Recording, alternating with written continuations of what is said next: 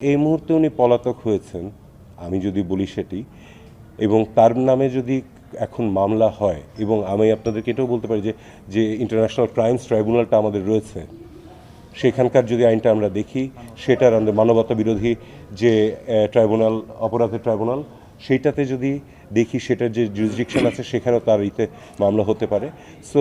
তাকে তখন হয়তো এক্সট্রাডাইট করার চেষ্টা করা হবে, তাকে আনার চেষ্টা করা হবে যদি তিনি দোষী সাব্যস্ত হন।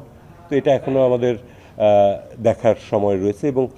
এই মুহূর্তে এগুলো কোনো কিছু না করে আমরা আগে আমাদের দেশের এই মুহূর্তের পরিস্থিতিটাকে একটু দেখে, ল অ্যান্ড অর্ডার সিচুয়েশনটাকে একটু ঠিক করে নিয়ে তারপরে এই বিষয়ে বোধহয় পদক্ষেপ নেওয়া হবে। আমি বিশ্বাস করি যে আমাদের বিচারপতিরা সবাই যখন শপথ নিয়েছেন, রাগ, অনুরাগ, বিরাগ সব কিছুর ঊর্ধ্বে উঠে ওনারা বিচার কার্যের শপথ নিয়েছেন, এবং সুপ্রিম কোর্ট বারের প্রেসিডেন্ট সাহেব যেটি বলেছেন সেটি তার ব্যক্তিগত মতামত হতে পারে, এবং এটি একটা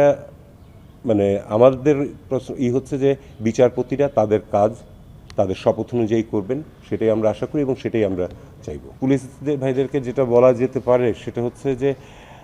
আমরা বুঝি যে ওনারা হয়তো উপর মহলের নির্দেশে এই কাজগুলো করেছেন, কিন্তু জনগণ আর পুলিশকে মুখোমুখি করার কোনো কারণ নেই। পুলিশ আমাদের সবার সেবক হিসেবেই রয়েছে এবং সেবক হিসেবে থাকবে।